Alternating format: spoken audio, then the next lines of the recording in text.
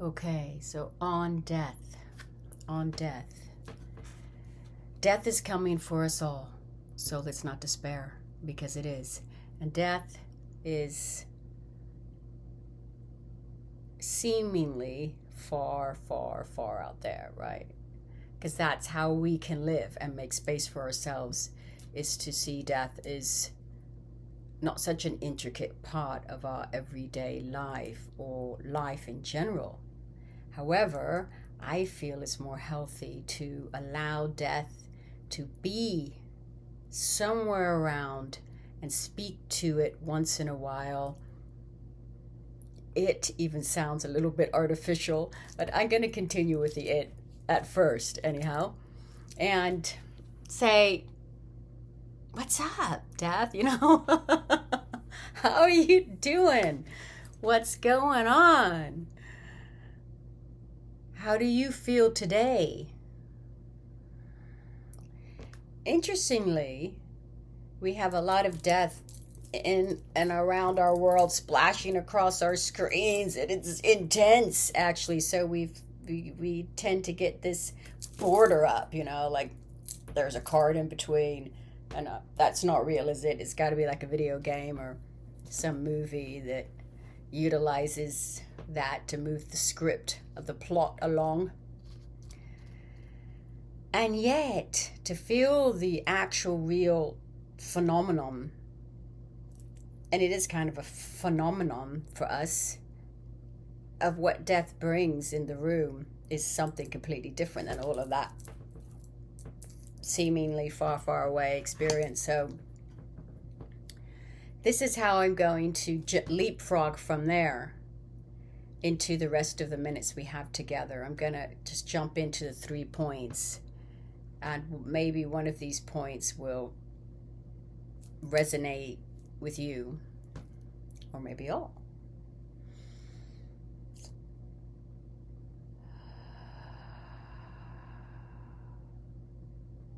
So to begin, I'm going to ask you to just zone into that picture right now and feel the roots of that tree. And we're going to have a feeling break. To feel is a superpower.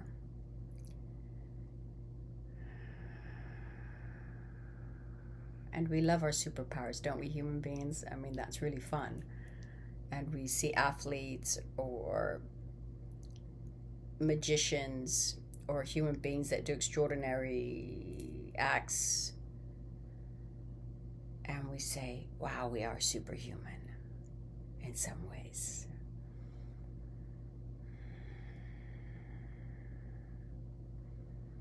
And seemingly it feels like a superhuman ability that our consciousness leapfrogs out of the body, and the body stays here, and the consciousness goes where? Where does it go? Where do we go? Is it a we, actually, that goes? These are the questions, right? These are the big mysteries. And as a healer, and as a human, I have experienced in these realms from different sides and perspectives, of which I will share with you a little bit here, a little bit there as we move along in this podcast, as this podcast develops, my guerilla podcast project. Okay, so here are the tips. As we're focusing on the tree, feeling grounded, the branches are around and over us, protecting. The water is cooling, and we're staying in presence. The first big tip is honor the dead. Honor the dead. Yes. Honoring the dead, honoring our ancestors.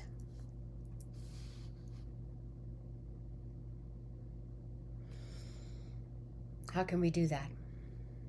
We can talk about them. A loved one has passed.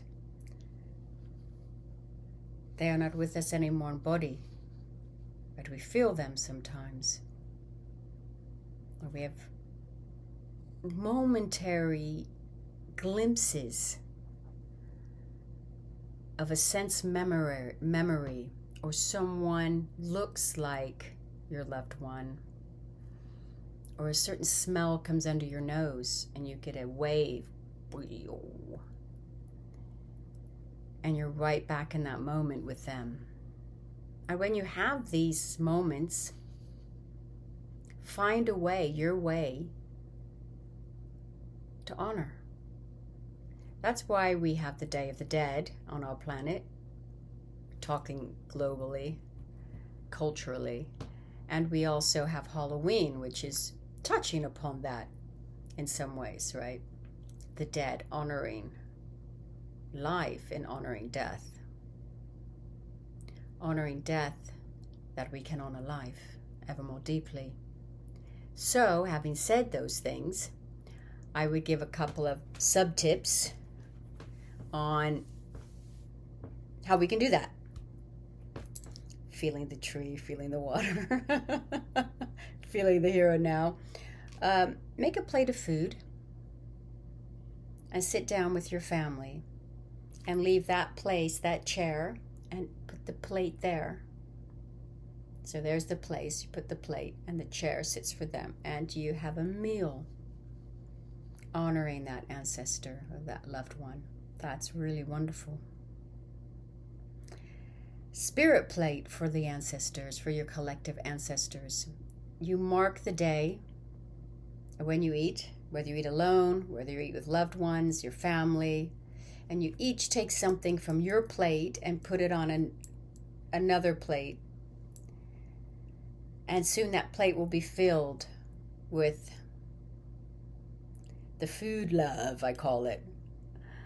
And that plate, which is now full of the food love,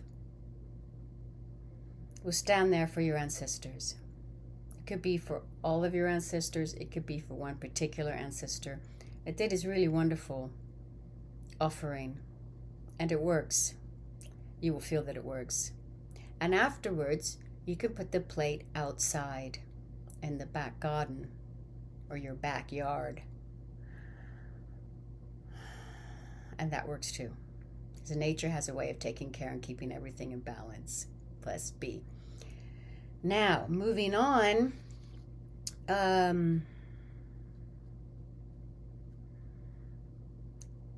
Here's the next tip. Hold a vigil for your loved one after they pass. Now, of course, there's going to be many cultural events and gatherings during this time. But here's the challenge. This has become unusual in our customs right now. So this is a little bit of sharing. I got 8:18, so I'll have to hush. What was the custom in many lands, and I've seen that when I've been in South America also. I'll go back to that story. 24, 48, or 72 hours to sit with the loved one after they have left their body. To sit with them for 24 hours and speak with them and let them know how you feel. And people come and sit with them also. And also before. Now here's the medicine part of this. I mean, that is also the medicine part. We go a little bit deeper. And what I want to say with that is our spirits, after they leave the body, they like to come back and visit the body, their body, after they leave it. Because they leave the body, and the body is silent. The body has a lot of information and a lot of value in how we treat the body after the spirit has left. Now the spirit will go around visiting and go to different places because there's a whole other process going on the other side. And then the spirit likes to come back to its body, back to where it's rooted, to see the people they know and love, to come, step by step and more, and the understanding that that is the process that's happening. You think it would be completely obvious, right? Wrong, actually. It may be for that being, it may not. It depends on so many situations and circumstances. So that is why I say that the vigil for the loved one after they passed is also important. Prayers and singing. This was a custom. I have researched this, and I believe I am comfortable in saying, if you go back far enough, you're going to find it. You're going to find the customs to be very similar. We were more natural in the past, and it wasn't as easy as how we have it now. And I think that a balance in both of these, these different ways of being with each other after we pass. That kind of sounded weird, huh? Being with each other after we pass. Well, that's going to happen too. Being with our dear ones, our loved ones after they pass. A balance in the perspective of how we deal with the life into the death. For me personally, I have my mother, because she was with us at home when she passed, for just about 30 hours, 30 to 34 hours. And that seemed long. That was proper experience, you know what I mean? And then it, for various reasons, came that it was time that she should go to the place where she could be, where her body could be put into refrigeration. So that was a decision that was made. And wow, that was intense.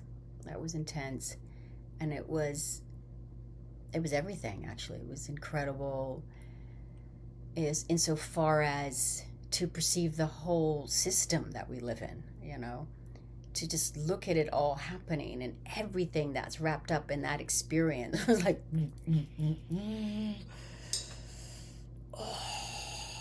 like the whole big deep breath, the whole big deep breath of life, the whole big deep breath of creation, right? So, and conceiving that in the moment, I'm so happy I've had that experience, that direct experience with someone I'm so close with. And actually, my grandmother on my dad's side, her father was half Blackfoot, Native American, and half Black, African American. And she told me when she was a little girl that he died one day. And she told me, she was funny. She told me he was tall, he had long, straight black hair, and he was black. It was so good. And the kitchen was prepared in a special way, she said. And he was washed and laid on the big table, which had been totally prepared, and dressed. And he was dressed. And people came from miles around and would walk around the table 3 times and speak in his ear something and sit there for a while, for hours or for a day and a half, and then they would leave. I was really struck by that because I've heard that from different cultures. So yeah, deep, right? And there's another part to that, like I said I would get back to, and that's being in South America, in the country of Ecuador. There's something similar. The whole street is cordoned off, no matter where it is. And like a pavilion is put up in front of the house with lots of chairs. And for 3 days, the people come and go, and they sit there for 3 days. And mostly in silence, they sit with just whispers, but they're sitting for 3 days and 3 nights.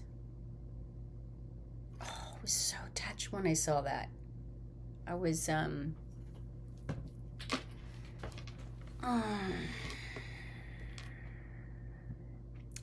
I thought that was one of the most beautiful things. And the silence, you could cut it with a knife, you know. It was deep. It was real. It felt so honoring. I feel the emotional wave coming through. It felt so honoring of life to honor death in that way. So blessed be for that. We're going over today. We're going over 10 minutes for sure. We're going to be more like at 20 minutes. Blessed be. So yeah, those have been some experiences, and the medicine of life and the nature, being as close as we can with what the nature is, will be the most honoring experience for us, right? Because we need to feel as deeply as we do feel in these situations. And so when the situation becomes more artificial, we're not going to feel as deeply, and we're going to carry, or we're going to suppress, or we'll have a more challenging time with our grieving. So get in nature and be natural with the process as much as what is possible for you. That would be the third tip. No, actually, that's the second and a half tip. These tips are long. But the other one is medicine story. Medicine story. I can have a little blurb up here, and it's going to pop up when the medicine stories come, and it's going to say medicine story. Now we're still in the guerilla part. Getting finessed here. We're going to find the finesse of this podcast. Okay. Making someone else dead. Oh, that's part of life too. We're having a lot right now on the planet of killing. And we've been experiencing that for generations, right? And we thought we were going to the next level, and all heck broke loose. So, you know, that wasn't going to say the word heck, but I don't want to say the other word. So interestingly enough, earlier last year, I was going through a lot of I was experiencing automatic writings quite a lot. I go through this. You probably do too. Once in a while, I just have like that kind of channel, maybe once a year or whenever it happens for you. You just write it down and get back to it at some point. I know I do. And as a part of the Earth Medicine Design, which I've been working with for 2.5 years now, and that channel came through, but actually really started in 2021, end of 2021. And it's been going off and on for the last few years. But this is what came through. And I would like to share this with you now on this podcast here. If you're still here, I hope you're still here. Good for you. Woo, woo, woo. That's cool. Making someone else dead. So here we go. This is a channel. I'm going to read it. And then there'll probably be some nice pictures coming in. And you can look at some nice pictures of nature as you hear the voice read this channel. Blessings. The feeling cure. The feeling cure is to feel more than you think. You live in God's world of creation. You are that. This creation does not care what God you bow your head to, only that you do bow your head to a god, goddess, or to creation, so that you may develop trust in your environment, inside and outside. Truth to be carried in your heart, inside, outside worlds. Wisdom to be present in your body and mind. Authentic beingness that you may be. Reverence for life, that you may hold the realization that you are part of all things and that they are part of you. Power, that you accept that you are powerful and to not have power over, but to know the power within. God exists as the ultimate designer of all things. God is not a personal unit of love. God is all that is and ever has or will be. You are that in a smaller format. All rivers, streams, inlets, streamlets, tributaries lead to the ocean. Differences occur for the great diversity of the essence of God. No consciousness unit of God is of more or less value than the other. They are all God in differing forms. Therefore, God has said, "Thou shalt not kill." There is a form of defense, defending of, that is of acceptance and that may result in death. No consciousness unit, humanoid 9246, that's us, is permitted to cause death further than the singular moment of realization of defending against the unit's own death or demise. You cannot continue to live in the garden of your soul if you kill another unit of sacred consciousness for anything other than pure defense in the moment. This moment is of clear and precise origin. Pay attention.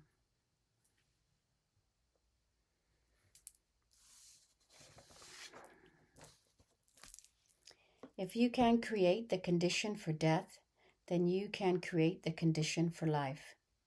You can create the condition for all of life to prosper. When you lack the will of creation to create for the higher good of all concerned, you have left the organic and innate good within your own blueprinted being.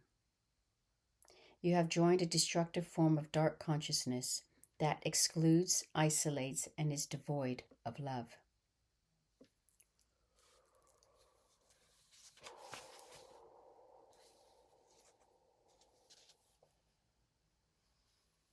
The free will of another being in the same or similar aspect of your being, when usurped of life due to an imbalance of the being that disregards and dishonors life and further reaches beyond defense of life condition. This teaching is both singular and collective. There is no mind reasoning for divine units of consciousness to destroy other similar units of consciousness. This means that these minds have become devoid from their organic, inherent, blueprinted heart vibration contracts for honoring all of life.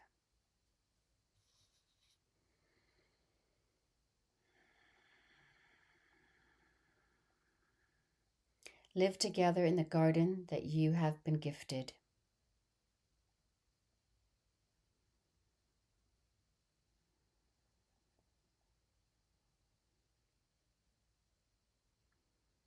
Live together in the garden that you have been gifted.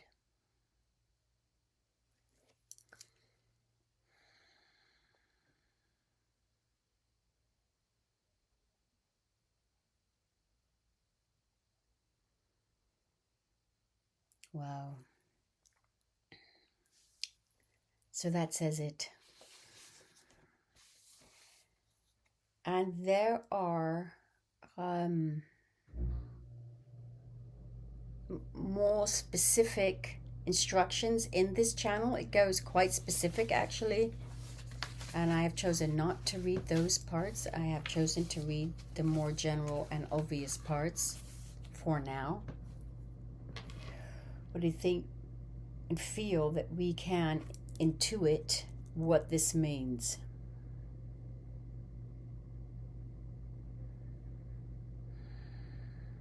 For all of us. My ancestors say that it takes 7 generations to heal war. And we're only on the 3rd generation after World War II.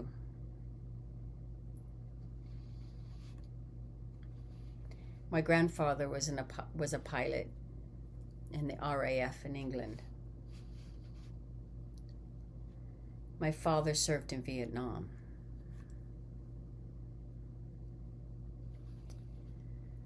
So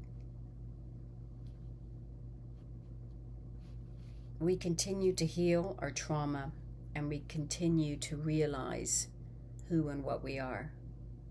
That's how I feel. And I feel that bringing back or realizing that certain ceremonies have been in our ancestral lines for millenniums to create balance of this force, these forces. The force of life is great indeed. It's great indeed. And the force of death is as it needs to be. It's a transition.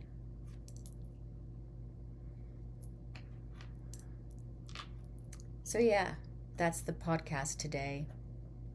That is the podcast on death, my dear ones. I hope that it has brought you something. It has honored you.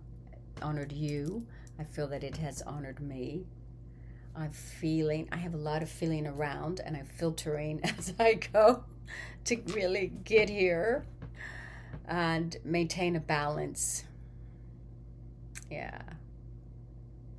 Thank you for watching. Like, share, subscribe. That is what I'm being told I must say to play this game of, you know what, social media and